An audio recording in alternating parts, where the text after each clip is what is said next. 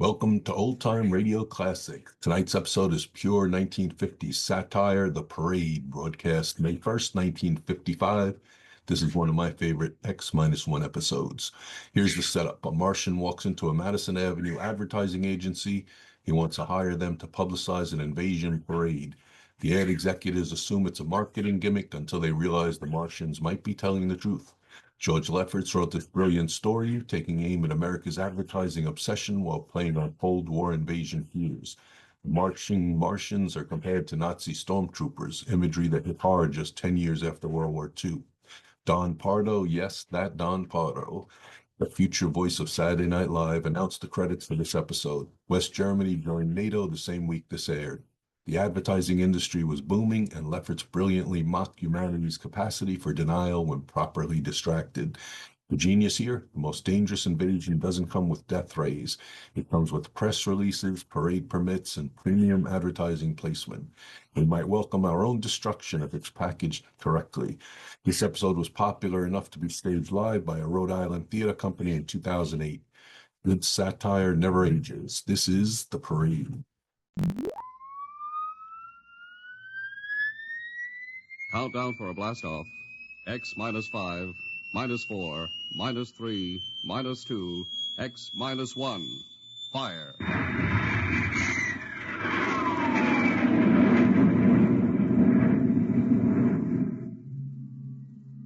From the far horizons of the unknown come transcribed tales of new dimensions in time and space. These are stories of the future.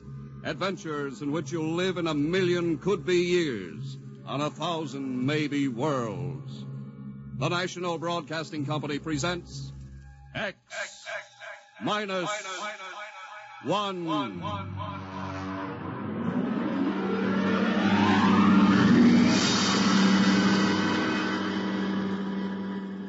If you wanted to take over our world with a minimum amount of resistance and trouble, how would you go about it?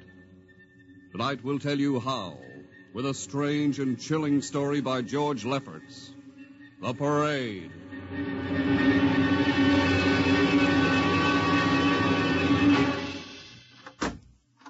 You are Mr. Sid Ryan. The same. My name is Luchar. I am a Martian. Pleased to meet you, Mr. What was that again? A Martian. As in Orson Welles? Precisely. I'm a Rotarian myself. Sit down. Thank you. Now that we've had our little joke, Mr. Luchar, what can Publicity Associates do for you? I am interested in obtaining publicity. It has been my observation that advertising and publicity are the very backbone of earthly civilization. Spoken like a true Martian, Mr. Luchar. Now, if you'll tell me the name of the client. The client, of course, will be the Martians. You don't give up, do you? Give up? The gag, I mean. Oliver. Yes, Mr. Ryan? This is Mr. Luchar. Oh, how do you Mr. do? Luchar claims to be a Martian. Take him outside, will you, Oliver? I am happy to see, Mr. Ryan, that my telling you I am a Martian has approximately the effect I guessed it would. I believe we can do business. I have here cash retainer of $5,000. Oliver, take a look at that wad of lettuce. It's the real stuff, Mr. Ryan. And my client is prepared to spend many times that amount. Sit down, Mr. Luchar. Oliver, get the client a cigar, the 50-cent box. Yes, sir. Thank you. Well, now, what can I do for you, sir? I wish you to manage a publicity campaign. A very large and important campaign. Is the product established, or is it something brand new? Something quite new.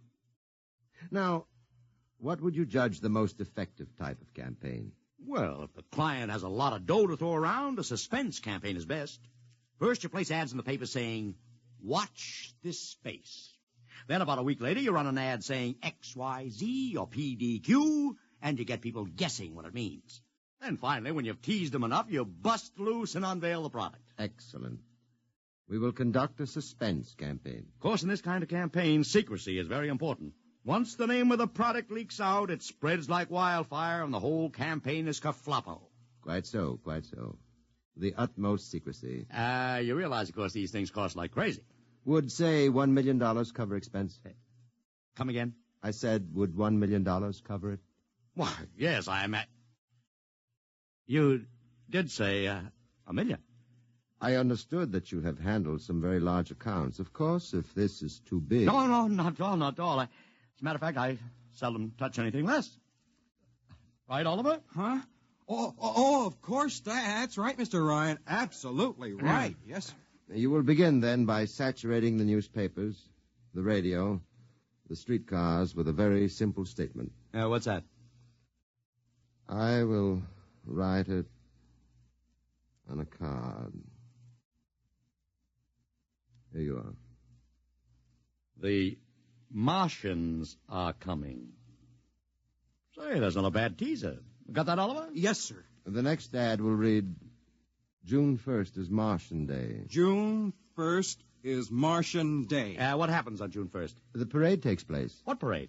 I wish you to arrange a parade up Fifth Avenue. You mean like the Macy parade? Exactly. Except that the theme will be the world of tomorrow, the Martian world. My client would like it to be a gay affair. Balloons, clowns, pennants, pretty drum majorettes. Say, that sounds terrific. I might be able to interest the department stores in a tie-in. Fine. The parade will climax the campaign. On June 1st, the product will be unveiled. Good enough.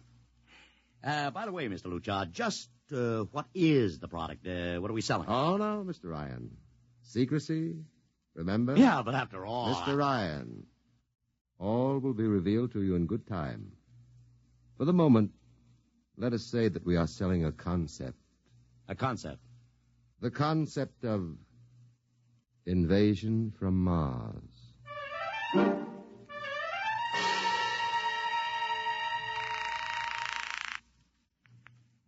Sorrel Talent Agency. Sammy Sorrell, please. This is Sammy. This is Sid Ryan over at Publicity Associates. Listen, Sammy, how you fixed for midgets? I got midgets. Fine, I need 40 midgets for a parade. 40. June 1st.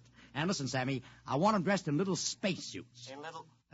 You know, like men from Mars. Mars. Okay? And I want some movie extras, maybe 50 of them. 50. Also rigged up like men from Mars. Make them look gruesome. Got that? Gruesome. Also, I need some horses with pretty girls on top of them.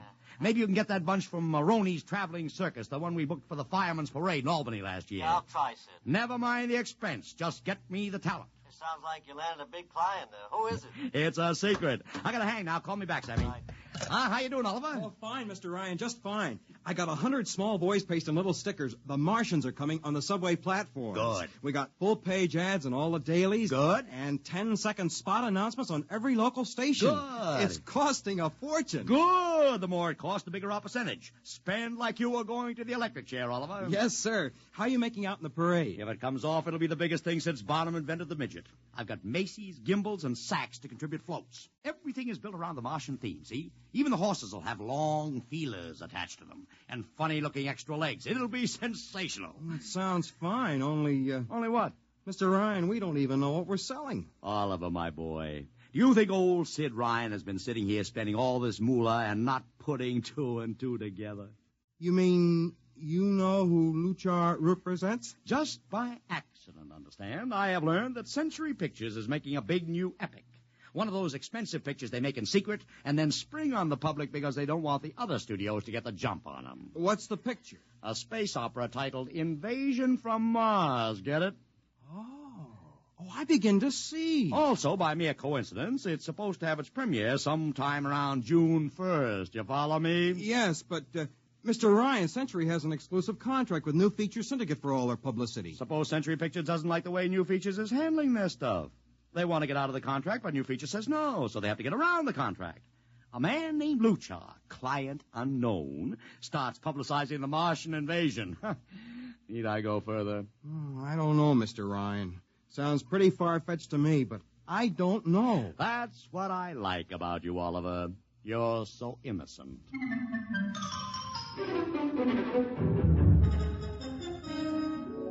Now, let me talk to Commissioner Patrick, please. Sid Ryan. Hello. Commish, Sid Ryan. Oh. How are you, Ryan? Fine. What is it this time? You want to drop a man off the Empire State Building into a teacup full of water? The answer is no. Also, we're not arresting any fan dancers. You know I don't handle fan dances. I want a permit for a parade. June 1st, 5th Avenue. It's a Sunday. There's no traffic. Now, look, Ryan, Macy's gets a permit. Gimbel's gets a permit. The American Legion gets a permit. The Sons of Erin march every time Morton Downey sings the Wearing of the Green. Oh, don't give me a hard time, Patrick. This is too big. I have the 5th Avenue Merchants Association behind me. Okay, Ryan. Fill out the forms. I'll pass them along to the license commissioner. That's my boy. By the way, what's the occasion for this parade? Oh, don't you read the papers, Patrick? June 1st is Martian Day.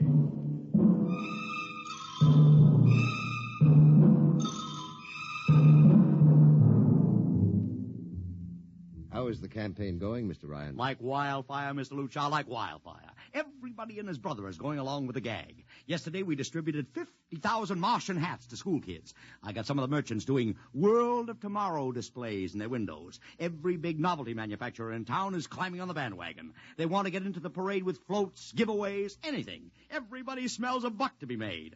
I wouldn't be surprised if the mayor himself declared Martian Day.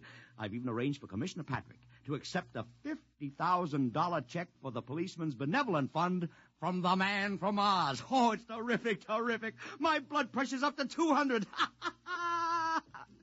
Excellent. I understand Century Pictures spent over $1 million making that space opera. I beg pardon? Oh, come, Mr. Lucha. Sid Ryan wasn't born yesterday, you know. I know who our client is, even if you don't admit it. You do? Always thinking that's me. Well, as long as you know, let's keep it to ourselves, shall we, Mr. Ryan? As you once remarked, when these things leak out, it destroys the surprise and ruins the effectiveness of the campaign.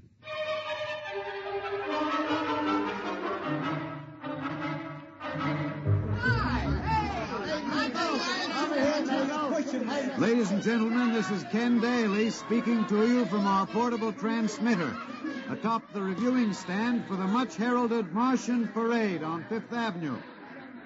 It's a beautiful sunlit day here in New York, a perfect day for a parade, and the streets are packed with thousands of spectators all eager to find out what this is all about. There's an air of shrill expectancy. Some of the kids and their parents have been camped on the curbstone since early this morning to be sure of ringside seats when the so-called Martians pass by.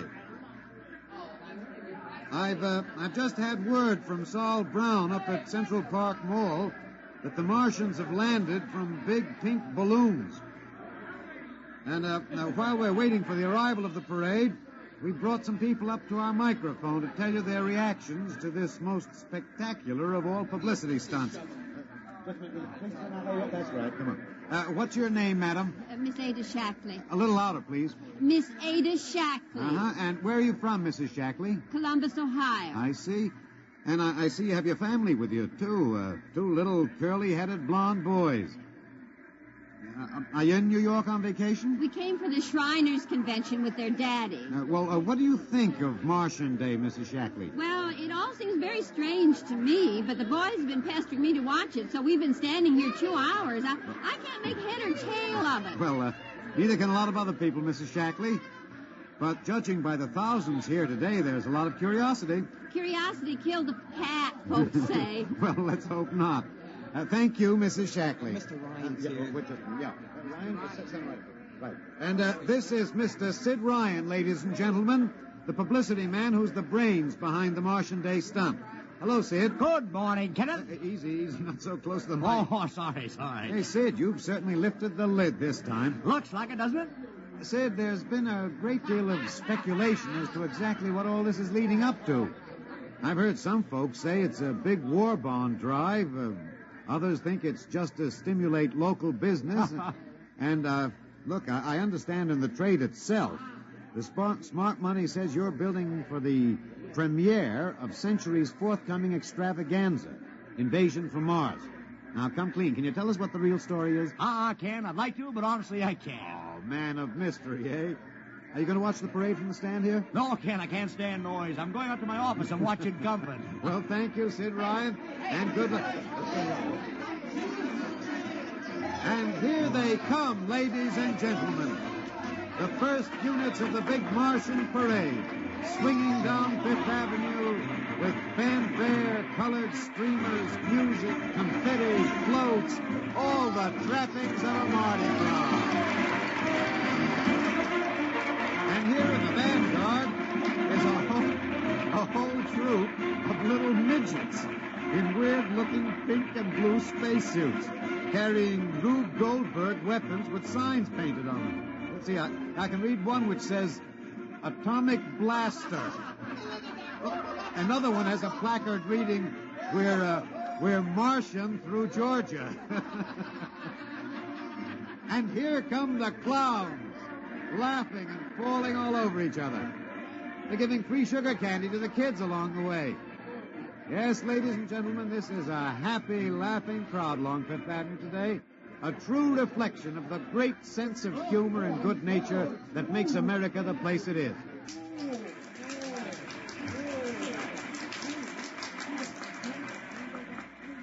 This is promised as the climax of the show. And now a great hush has fallen over the crowd. It's quite a sight to see these thousands of people standing here expectantly, hearing only the great regular sigh of their mass breathing. And now here they come, ladies and gentlemen, the Martians, marching in booted, helmeted ranks, row after row of them. Why, this is an impressive sight, ladies and gentlemen, and a rather serious contrast to the rest of the joyous slapstick parade we've witnessed. There are perhaps, 200 tall, broad-chested men dressed in metallic gray spacesuits with thick glass visors drawn across their faces. Each is holding an ominous-looking ray gun at the ready position. They're marching in absolute silence, keeping step perfectly, as though some mute, unspoken command were marking time for them. The crowd seems rather grim and serious now. Perhaps they're reminded of the actuality of war and possible invasion. They stand solemnly, silently, watching. Even the children are awed. And now the first ranks of the Martians are moving past us down Fifth Avenue toward the reviewing stands at the square. No one moves. What's that? What's happening? Oh, there, a woman, ladies and gentlemen. She dashed out into the street. For what reason, I don't know. She attempted to lift the visor of one of the Martian spacesuits, but just as she reached the Martian, she fell forward in a dead faint. I tell you, I've never felt such mass tension in a crowd as we're experiencing here right now, today. All sorts of rumors have begun filtering back through the audience. There are excited whispers of, she's dead, she fainted, and now an undercurrent of, what? They're really Martians. This is an example of how a single incident can precipitate mass hysteria, ladies and gentlemen. I tell you, it's a mighty reassuring sight to see the blue uniforms of New York's finest spaced every 10 feet or so along the avenue. Somehow, I can't explain it, this incident has begun to work on what was a moment ago a happy, carefree crowd, and the complexion is changing.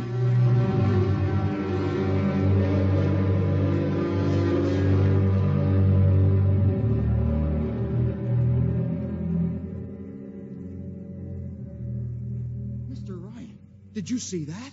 A woman fainted. Of course I saw it. What do you suppose she saw? Oliver, old man, did I ever tell you were too naive for this business? But that young woman ran out into the streets to get a close look at the Martians, and then she screamed and fainted dead away. I'm well aware of that, Oliver, since I paid her $50 to do it. What? The dramatic moment, Oliver, the stock and trade of the good publicity, man. Relax. Holy smokes, you sure think of everything. Yeah, for my share of this deal, roughly $100,000, I can afford to think of everything. Shut the window. Don't you want to see the finish? We'll go down to the reviewing stand for the finish. Right now, I want to make a phone call. By the way, where's Lucha? I haven't seen him. Well, he'll be around. Boy, those Martians sure look like the real thing. How would you know the real thing if you saw it, Oliver? Well, gee, I don't know. Close the window, Oliver. Oh, yes, Mr. Ryan.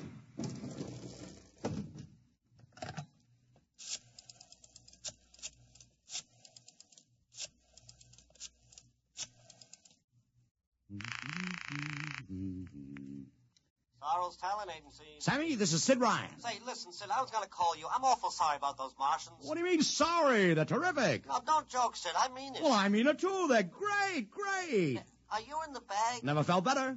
You mean it, don't you? Of course I mean it. What is this? There are Martians in the parade? About 150. Of course, I only ordered 50, but Sid. under the circumstances... Sid. Well, what is it? Sid, don't you know? I couldn't get you a single movie extra. There's a studio strike in New York. I was going to call you, but I figured... Wait a minute. Where'd these guys come from if you didn't hire them? I don't know. Maybe Oliver... Oh, hold on. Oliver, Yes, Mr. Ryan? did you hire those Martians? No, sir, Sammy, this is on the level, isn't it? Honest, Sid, Okay, Sammy, I'll call you back. What's the matter, Mr. Ryan? I don't know. I just don't know. I've got to locate Lucha. What's Century Pictures number? Mr. Ryan, this is Sunday. Oh, yeah. Well, get me their publicity director, Marty Sanford, at home. Oh, yes, sir. Yeah.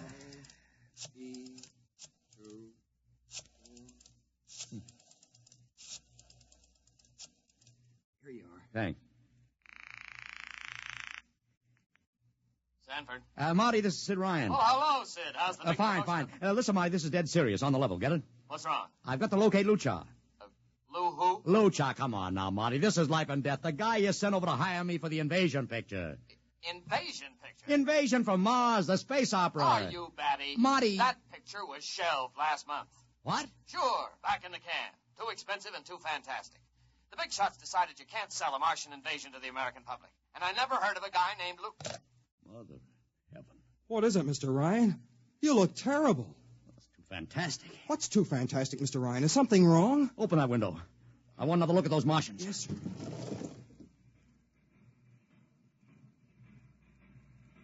Look at it. Oliver, you were in the Army. Could 150 movie extras learn to march like that in, say, 24 hours? Not in 24 days, Mr. Ryan. Not a second's hesitation. Not one other step. Look at the way they carry those ray guns at the ready.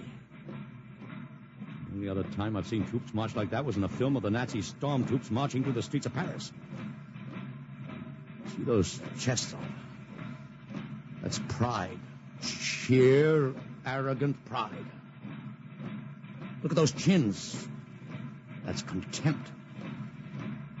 Nobody could act like that. Mr. Ryan! Oliver, get down there. Find that woman who fainted. Her name's Gloria Montex. Get her up here. Make it fast.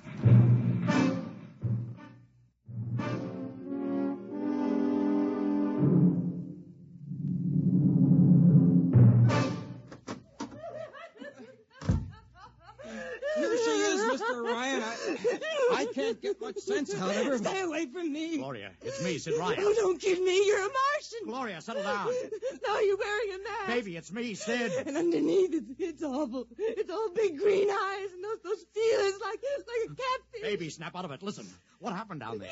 You ran out and screamed like I told you, but the fainting, that wasn't in the act. Oh, go away, please. Go away. What'd you see? Oh, no, please. It's too awful. Please, please. Just one question, baby. Inside that helmet, what'd you see? You won't get anything out of her, Mr. Ryan. She needs a doctor. Okay, Oliver, I've heard enough anyway. You take care of Gloria here. Get her a drink. Where are you going? To see the commissioner. We got to stop this parade before things begin to happen.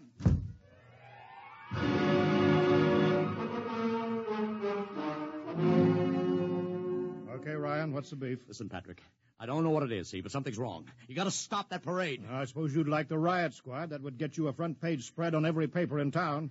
Honest, you publicity guys give me a pay. This may be a matter of life and death. Oh, sure.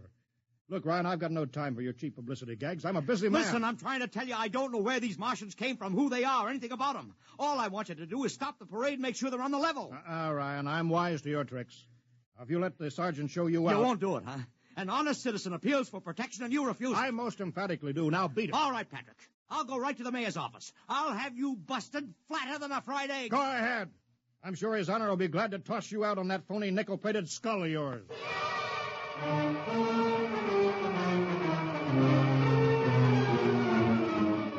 You heard me, Ryan. You cannot see the mayor. Adolf, please. This isn't a gag. I don't want publicity. All I want to do is maybe prevent something horrible from happening. In case you don't know it, wise guy, something horrible is already happening. A couple hundred little kids are in the hospital with ptomaine poisoning from that phony Martian candy you passed out.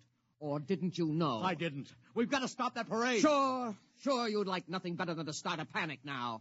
Maybe a few hundred people would get trampled to death. Think of the newspaper space that would get you and your product. I won't stand for this, Adolf. You won't have to, because you're going to get out of here right now. Go on, beat it. Get out.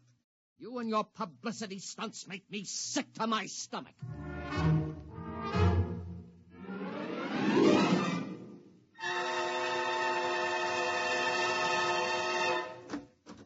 Oliver! Oliver, where are you? Oliver! Oliver! It is useless What? to scream at him, Mr. Ryan.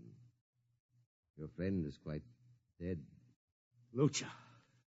He wanted to run to the police with some story about a Martian invasion. I found it necessary to restrain him. Restrain him, you stinking murderer. Now, Mr. Ryan, collect yourself.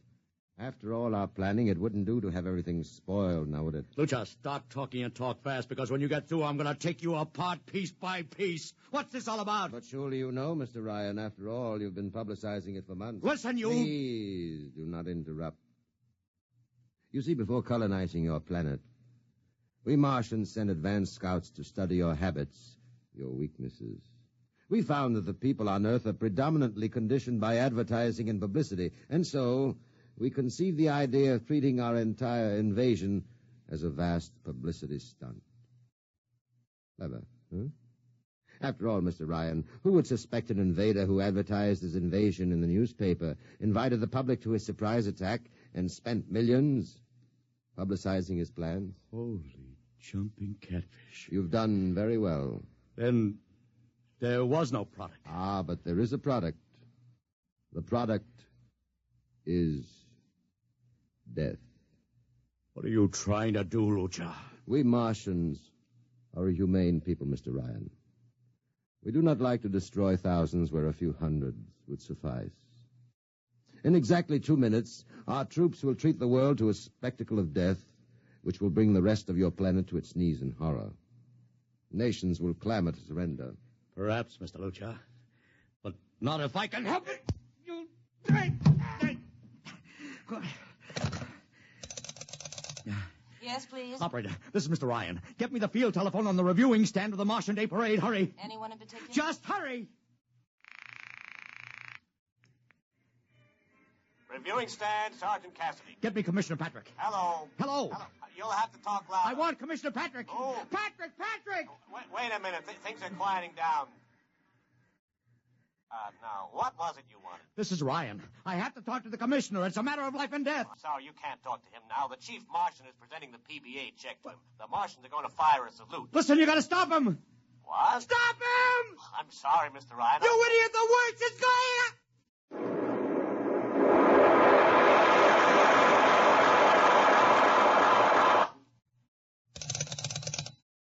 This is the operator. I'm sorry, Mr. Ryan. You've been cut off. I can't seem to get them back. Doesn't matter, operator. Nothing matters now.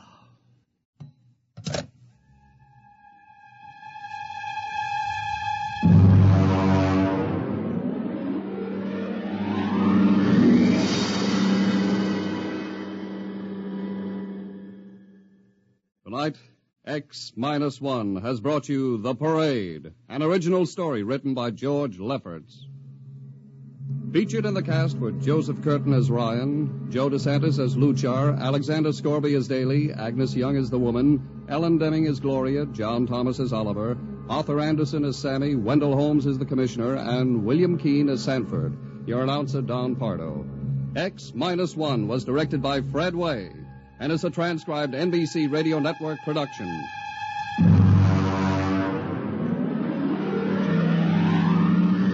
Next week, the tables turn. Instead of Martians invading Earth, we bring you a tale of men invading Mars. Ray Bradbury's brilliant short story entitled Mars is Heaven. Suppose you were a member of the first rocket ship crew to land on Mars, but instead of seeing Martians, you find that you've landed in a town that looks just like home, that all your dead relatives and friends are there to greet you, so that as incredible as it may seem, you think you're really in heaven. That is, you think so, right up to the fatal moment, the moment of X-1.